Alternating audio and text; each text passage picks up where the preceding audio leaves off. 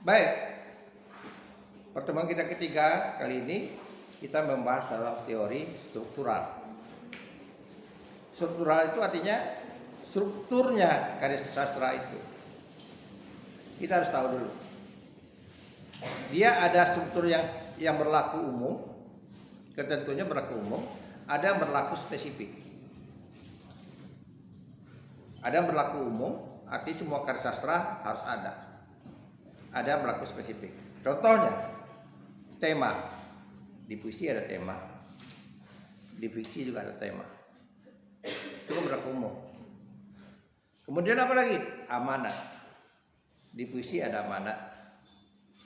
Di fiksi juga amanat. Artinya apa? Anda kalau mau cari amanat, mau objeknya puisi, mau objeknya fiksi, bisa dilakukan. Apalagi gaya bahasa. Itu berlaku. Dalam puisi gaya bahasa juga, dalam fiksi juga ada gaya bahasa. Paham? Jadi 3 aspek itu, Anda mau buat konten misalnya, mau buat kajian struktural, boleh. Mau objeknya puisi, mau objeknya fiksi, ketiga-tiga itu boleh. Karena berlaku juga, akan dijumpai juga di fiksi, akan dijumpai juga di puisi. Nah, sekarang yang spesifik puisi secara umum juga. Saya bicara spesifik puisi secara umum. Apa secara umum puisi itu? Kalau dilihat teori, diksi, pilihan kata. Kenapa diksi? Nah, nanti diksi ini banyak cabangnya. Itu tadi ada imaji dan sebagainya. Ya, ada nanti citraan, nanti Anda lihat nanti. Sebetulnya itu ruang lingkupnya diksi. Pilihan kata. Kita memilih kata yang bisa mewakili rasa atau pikiran kita. Pengarang mikir seperti itu. Ya. Nah, karena dalam puisi ini prinsipnya, pada umumnya puisi itu prinsip pemakaian kata, bagaimana menggunakan kata sesingkat mungkin dengan makna seluas mungkin. Karena itu pada puisi selalu dikatakan maknanya bukan makna denotatif, makna konotatif. Ya, saya katakan misalnya gini, kata aku diksinya dari Khairil Anwar. Aku tuh kata ganti siapa? Kata ganti orang? Bukan. Itu kan menurut makna denotatif. Tapi kalau aku saya katakan itu menurut saya, itu aku itu adalah kami masyarakat Indonesia. Itu sudah maknanya bukan makna denotatif, sudah makna konotatif. Paham? Nah, karena itu dikatakan salah satu contoh. Apalagi setelah itu yang berkaitan dengan unsur yang berkaitan itu. Nah, di puisi kita mengenal ada namanya, tidak semua puisi ya, ada namanya bait. Di fiksi kita tidak mengenal namanya bait. Bait itu dibangun dari larik atau baris. Paham? Nah, di puisi ada namanya pola larik. Khususnya puisi berpola. Yang saya katakan kepada Anda itu puisi lama. Kalau dibacakan di STA itu ada puisi lama. Kalau saya selalu mengatakan puisi berpola. Puisi berpola itu puisi yang terikat dengan polanya. Ya, terikat dengan polanya. Contohnya pantun, gurindam kan terikat polanya. Puisi-puisi yang berpola seperti itu cenderung bukan mutlak ya, cenderung jumlah kata dalam satu larik itu 4 hingga 5 kata. Jumlah katanya. Tadi kan ada nyampaikan itu. Ya, itu lebih umum dikatakan puisi. Tapi kalau spesifik. Kemudian jumlah larik dalam satu bait punya ciri khas juga. Masing-masing puisi berpola dia punya keragaman. Gurindam dia 2 baris. Dia 2 baris juga, tapi kok anak gurindam karena dia pakai sampiran namanya Carmina. Paham? Jadi punya keragaman. Oh, syair dia. Anda terbayang, berarti satu bait itu syair itu terdiri dari 4 baris atau 4 lari. Tapi dia punya sampiran, bukan syair namanya pantun. Lebih khas lagi, ciri khasnya pantun harus ada sampiran. Karena itu sebuah pantun tuh bilangannya harus genap baitnya. 2, 4, 6 dan sebagainya. Nanti Anda belajar di apresiasi puisi. Itu kan tidak disampaikan tadi kan? Oke. Kemudian apa lagi? Rima. Pola rima. Biasanya dilihat orang pola rima akhir bait. Puisi itu. Yaitu rima yang lazim digunakan orang ada 4. Pertama, rima serangkai sama semuanya bunyinya. Yang kedua, rima bersilang ABAB, rima berpeluk ABBA, dan rima kembar AABB. Itu kalau bilangannya genap. Ya. Jadi kalau di 2 baris dia kembar sama. Gendang gendut tali kecapi kenyang perut senang hati, kan bunyi ii. Cikini ke gondang, aku begini karena kan bunyi a. Ya, kalau itu udah nyambung, ya itu udah nyambung. Nah, contohnya seperti itu. Paham? Nah, jadi ada unsur-unsur yang berkaitan dengan itu. Apalagi pada puisi berpola ada namanya irama. Tadi kan ada lihat cara tentang irama. Pada puisi-puisi berpola itu puisi-puisi lama, puisi-puisi klasik, contohnya syair, ada iramanya. Pantun ada iramanya. Ya. Bahkan irama itu menjadikan frame cetakan bagi orang membuat karya sastra. Contoh tadi, Cikini ke gondang ria, aku begini karena dia. Itu kan contohnya. Lirik itu bisa kita ganti irama dengan irama yang sama. Bisa kita ganti. Ya, Langgini ke pantai raja, aku begini karena terpaksa. Sama aja. Sama aja kan? Kalau saya lakukan dengan lagu itu kan sama. Tahu Langgini?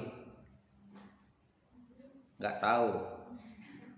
Bangkinang seberang, pinggir sungai Kampar. Jadi saya bisa jadikan Langgini ke pantai raja, aku ke Bebini karena terpaksa. Sama. Nah, itu artinya irama menjadi unsur yang mengikat.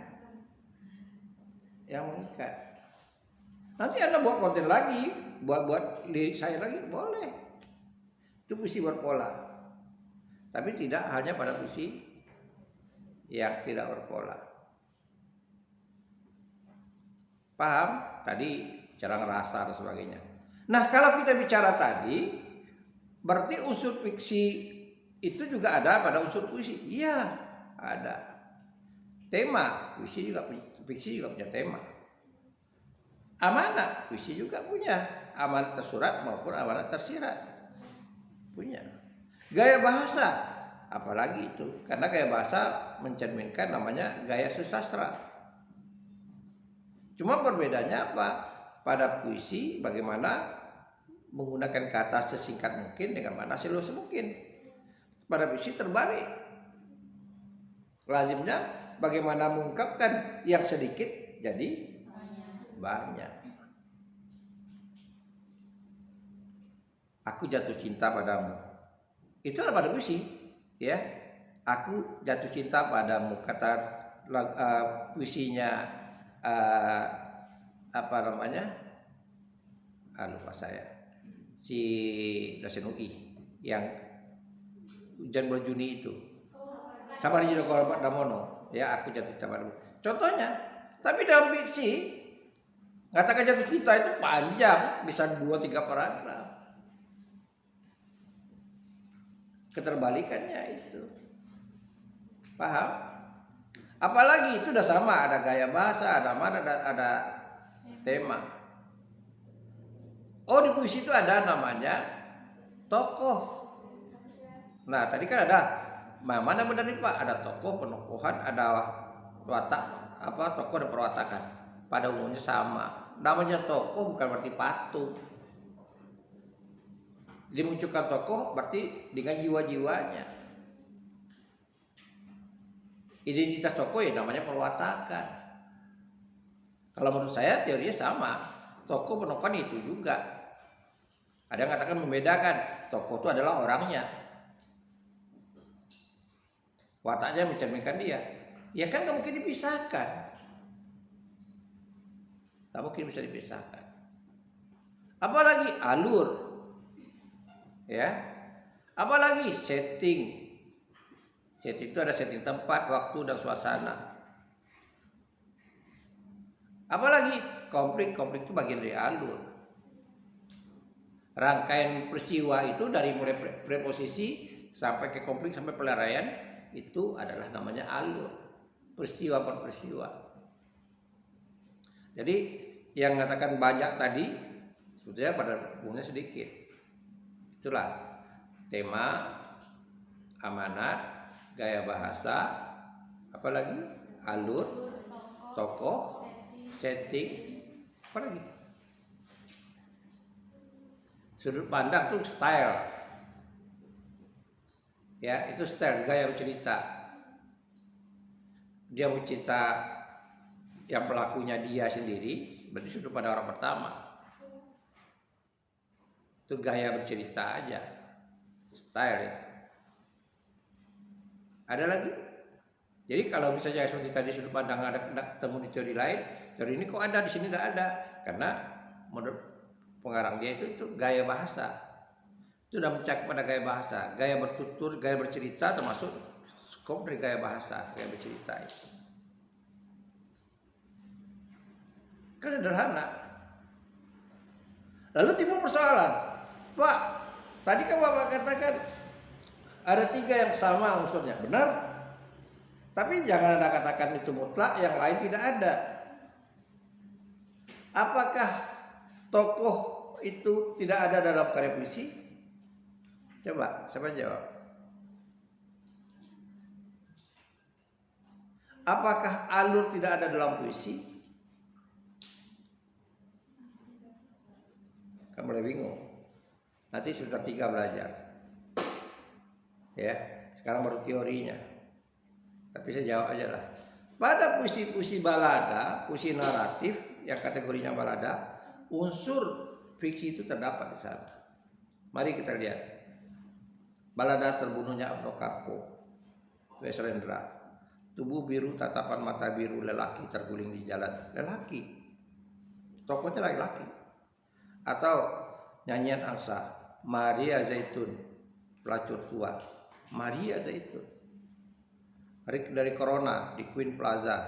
Di tempat kita Queen Plaza tempat. Berarti ada itu. Rick namanya si Rick dari daerah asalnya Corona. Di Queen Plaza tempatnya Plaza Queen. Stasiun bawah, lebih jelas lagi stasiun bawah tanah. Anda baca di Balada Carendra. Jadi pada puisi-puisi yang naratif itu unsur-unsur fiksi di sana terdapat. Jadi kita tidak bisa pegang secara utuh teori itu secara kaku. Paham? Yang bisa kita lihat apa yang kita jumpai dalam objek itu. Kita membahas puisi ini, apa yang bisa kita lihat? Anda dengar lagu ungu, kalau ku tahu. Coba apa lagunya? Coba siapa nyanyikan? 1, 2, 3. Siapa nyanyikan? Ayo. Iya.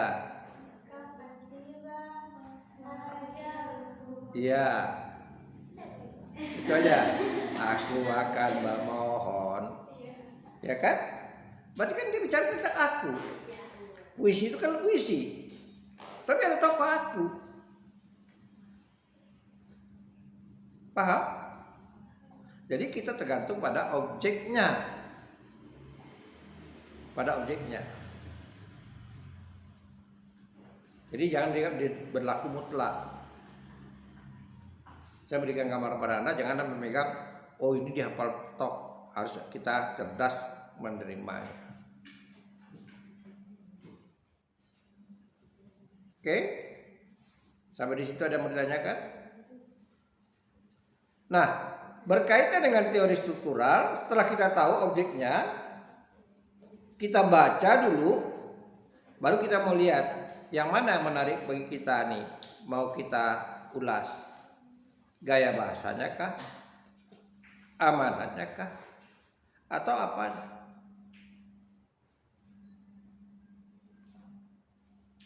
Baru kita bahas dengan memberikan bukti dan argumentasi.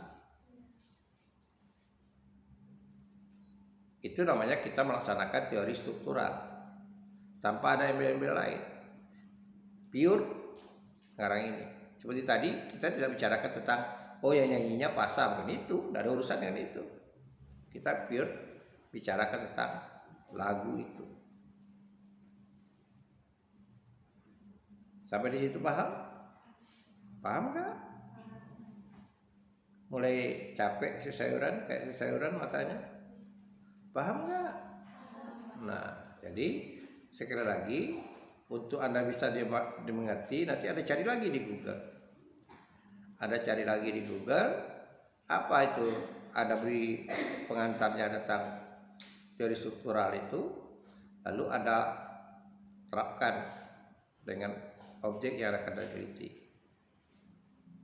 Ya, yang jelas objek itu berkaitan dengan karya sastra, apakah karya puisi maupun karya fiksi. Sampai di situ ada yang mau ditanyakan? Kita ada 2 teori. Ada. Jadi setiap pertemuan kita satu teori, kita mantapkan. Nanti ada kemungkinan nanti ada yang 2 teori kita bahas. Ada. Ini akan berlaku nanti di semester 3 belajar apresiasi prosa fiksi dan apresiasi puisi. Pemakainya akan berlaku nanti kalau Anda menulis skripsi. Ya, kalau ingin menulis skripsi. Dan bagaimana teori ini Pak dalam kehidupan? Sama, kalau kita mau teman berkaitan dengan teman, ada orang katakan begini, Anda jangan lihat orang tua saya, dia saya aja. Berarti dia tidak suka dengan pendekatan teori struktural genetik. Ya. Tapi orang tua saya ya, berarti kita harus cari dia dengan struktural genetik. Gennya dari bapaknya misalnya, atau dari mana. Ngerti? Jadi sama, dalam kehidupan sama. Teori sastra itu dapat kita lakukan dalam kehidupan sehari-hari. Sama. Nah, tadi ada saya disinggung sedikit. Pak, ada unsur fisik, tadi kamu ya nyampaikan, ada unsur fisik, ada unsur batin. Benar. Dalam karya sastra itu ada unsur yang kita bisa lihat secara kasat mata. Ya, ada yang kita harus dapatnya setelah kita membaca karya sastra. Sama dengan Anda, manusia begitu juga. Secara fisik saya sudah jumpa. Secara batin, kenapa saya PA saya buat konten? Karena saya ingin tahu secara batin. Karena secara fisik oke lah, ketemu kita. Tapi secara batin saya dapat informasi, oh ini orang tuanya sudah meninggal, oh ini orang tuanya begini. Dan saya bisa interpretasi, nggak saya sampaikan ke dia. Oh gara-gara ini dia.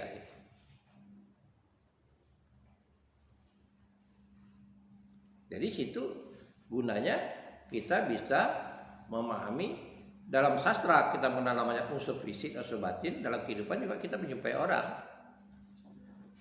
Secara fisik kita jumpa orang, tapi secara batin kan belum tahu. Belum tahu kita, karakter masing-masing kan belum tahu kita. Kalian udah berteman sekarang nih, udah 1 bulan, katakanlah dengan waktu masuk dulu kuliah, sekarang yang udah kuliah ketiga, udah 1 bulan lebih. Tapi kan secara batin belum tahu, kenal. Ya, secara batin kan belum tahu, kenal. Ada hal-hal yang mungkin menurut Anda tuh tidak nyangka, tiba-tiba aja dia temperamen rupanya, mudah tersinggung, misalnya gitu. Tiba-tiba aja dia renggang dengan Anda, misalnya, karena Anda tidak menelusuri secara batin jiwanya teman-teman Anda. Paham? Nah, itulah gunanya kita belajar, kita bisa menerapkan dalam kehidupan kita sehari-hari.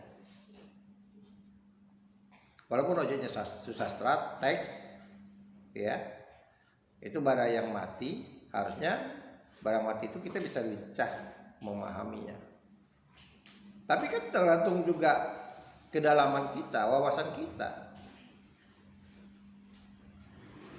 Kita ambil contoh Kerawang Bekasi. Kami yang kini terbaring antara Kerawang dan Bekasi. Kami itu siapa?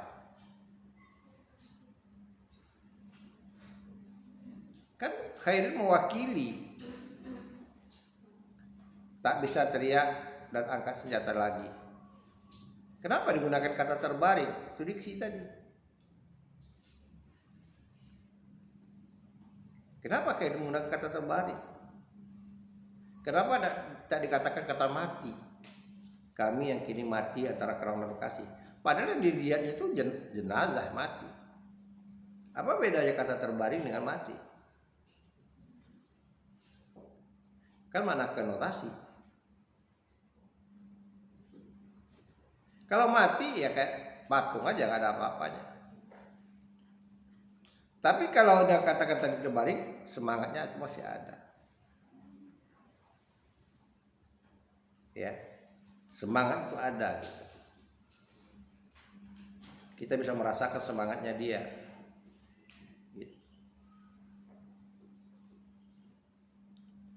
Nah, tadi saya katakan antara Kerawang dan Bekasi.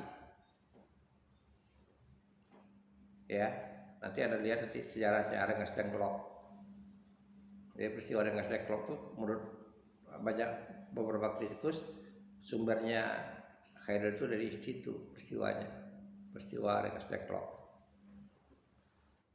Tapi menurut Abi Yasin, ketika Khairil baru pulang dari Kerawang ke Bekasi, ini di luar teori itu ya, Kerawang Bekasi, dan dia melihat jenazah itu. Itu kalau saya bicarakan itu udah teorinya, udah teori lain, teori memetik. Tapi tadi kita bicarakan kami yang kini terbaring, kata diksi tadi, antara Kerawang dan Bekasi. Tak bisa teriak, teriak itu artinya dan angkat senjata lagi. Teriak itu apa artinya? Iya, semangat. Kalau teriak kan tidak mungkin orang katakan serbu, kan mungkin begitu. Berteriak orang kan? Ayo serbu, kan begitu. Jadi karena dia menyimpulkan seperti itu, semangat itu. Tak bisa teriak dan angkat senjata lagi. Karena nama orang ujian selalu diiringi dengan semangat gelora berteriak. Itu diksinya. Jadi kita memahami diksi tadi, kenapa dipakai dan tepat.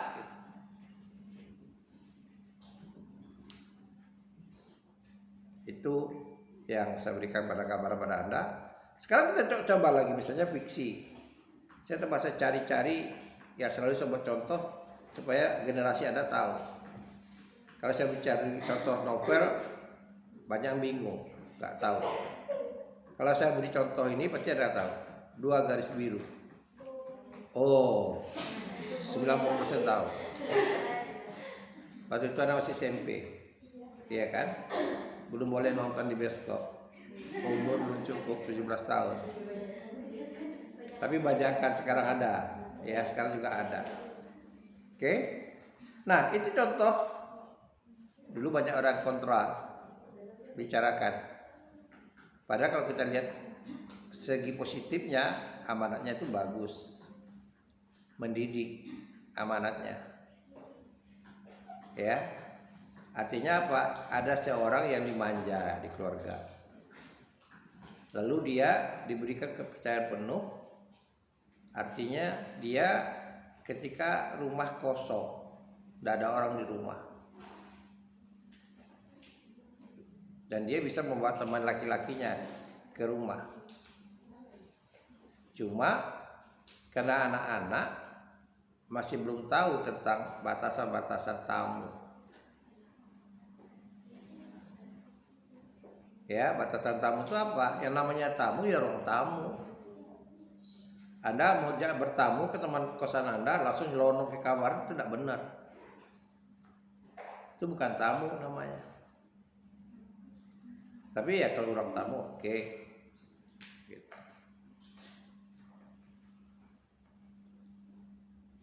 Nah, kalau sudah lebih dalam lagi masuk ke ruang keluarga, ke namanya keluarga, bolehlah kita ke ruang makan. Karena situ kumpulnya keluarga. Ya, jangan di ruang tamu pula tempat keluarga berkumpul. Itu kan tidak bagus. Berarti orang punya rumah nggak tahu dia ruang tamu mana. Kan begitu. Apalagi yang masuk ke ruang pribadi, kamar. Ini saya ingat kepada Anda yang berteman di kampus baik. Nanti ke kosannya langsung aja nyelonong ke kamar teman Anda. Tanya dulu, boleh nggak masuk? Karena itu privasi loh. Ya, boleh nggak masuk? Kalau diizinkannya masuk, berarti oke, dah ada teman. Ya, jadi kita harus tahu hal-hal yang privasi itu harus tahu kita. Nah, ini contoh. Nah, yang saya katakan tadi itu apa? Kita menggali amanat. Menggali amanat dalam film itu.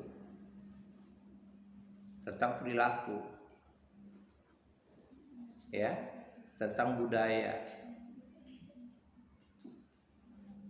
Tentang perilaku, tentang budaya. Namanya orang sekarang nggak tahu tentang itu tadi. Sama dengan saya kata kepada Anda tahu Dorce? Tahu? Udah meninggal? Ada mengikuti nggak? Nggak ada mengikuti. Ada mengikuti buat Dorce nggak? Oh nggak ada. Berarti Anda mau hidup selama-lamanya. Ya kita ngikuti tunggu giliran. Nah maksud saya begini.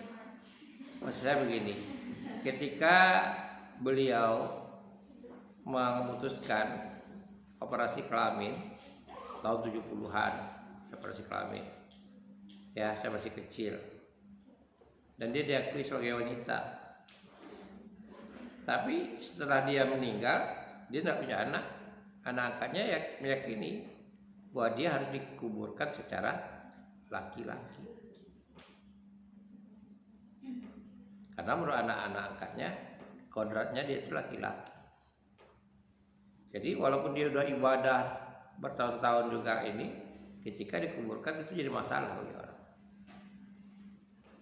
Ya, akhirnya dikuburkan secara laki-laki. Walaupun orang tidak ragukan lagi dia seorang perempuan. Oke. Nah, artinya apa? Secara struktur tadi, bicara struktur tadi, teori struktur, kita bicara struktur orang. Ini kalau objeknya orang nih, ya kita bicara fisiknya, ya pada hakikatnya dia itu kenyataannya laki-laki, perempuan. Tapi kalau orang lihat hakikatnya, contoh tadi lagi saya katakan, apakah fiksi itu ada yang dilakukan? Ada. Fiksi itu ada yang dilakukan. Kalau Anda orang Kuansing, Anda dengar nama tradisi namanya Kaye, orang berhikayat. Kalau Anda orang Rohul namanya Koba.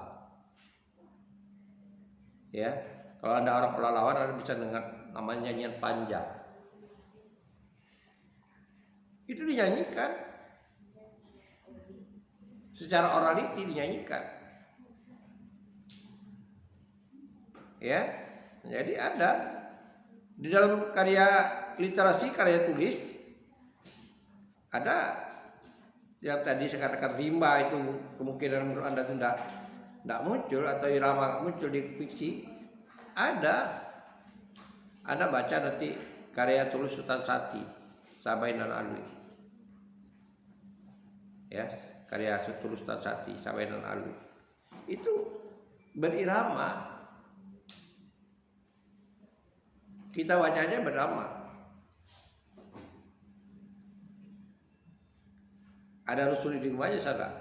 Kelok bakelok katanya. Kata kelok bakelok hutan sagu katanya. Itu di Sabainan Alwi. Sastrawan tahun 30-an. Jadi sekali lagi saya katakan kepada Anda, ketika kita memahami karya fiksi, mau mendalami karya fiksi atau karya puisi, kita pahami dulu strukturnya. Kita pakai teori boleh untuk pedomani, karena bisa jadi teori itu berbeda dengan apa yang kenyataannya. Paham? Bisa jadi. Karena terkadang kita ini dijajah oleh teori, seolah-olah kita melaksanakan teori. Padahal secara kualitatif ada kalanya dalam kenyataan tidak seperti itu. Hidup kita kan selalu didogma, dihukum oleh masyarakat. Siapa dia? Orang Batak itu begini. Seolah-olah orang Batak itu sama. Orang Jawanya begini. Makan orang makan nanti ngumpul. Tidak juga, orang Jawa itu bekerja. Orang Batak itu gimana? Selalu bikin negatif. Kalau berdua dia mencatur, 3 dia main alma, keempat dia main domino, 5 udahlah tutup jendela. Seolah negatif. Padahal saya bertahun-tahun berteman dengan orang Batak. Benar. Tidak seperti paradigma itu. Orang Melayu itu malas. Kita harus paham dulu. Yang malas itu siapa? Kalau saya selalu mengatakan begini, tidak ada generasi yang pemalas kecuali generasi pewaris. Jadi Anda jangan bangga jadi generasi pewaris. Malas Anda jadinya.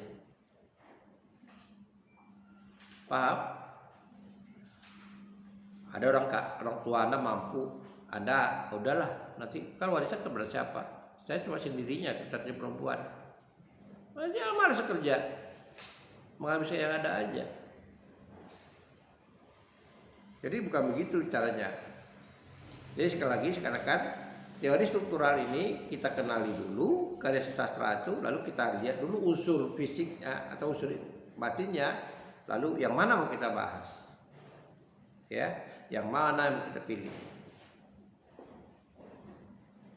Nah tentu kalau dapat aspek yang kita pilih itu yang belum dibicarakan orang. Kalau yang belum dibicarakan orang, kita harus lebih atau berbeda dengan yang dibicarakan orang. Paham? Nanti Anda buat tugas nih, objeknya sama aja gitu. Karena saya beri contoh misalnya sajak khairil semuanya kontennya harus berbeda. Oke? Ada pertanyaan sampai di situ? Ada? Sudah paham tentang teori struktural? Sudah paham? Gak ada pertanyaan lagi? Nah, nanti saya akan cermati konten-konten Anda, paham Anda atau tidak. Jadi Anda buat nanti di tugas, Anda buat dulu pengantarnya. Tadi saya sudah lakukan kepada Anda, bagaimana membiasakan Anda mencari di Google, ya. Karena tidak mungkin masuk ke perpustakaan. Anda perpustakaan sekarang yang tercepat itu Google. Walaupun itu tidak bisa dipegang sepenuhnya. Paham? Jadi cari jurnal juga di Google. Nanti mau lebih lanjut ya silakan cari buku untuk pengayaan tentang teori ini.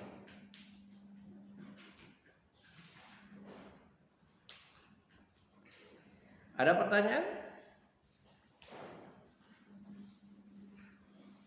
Ada?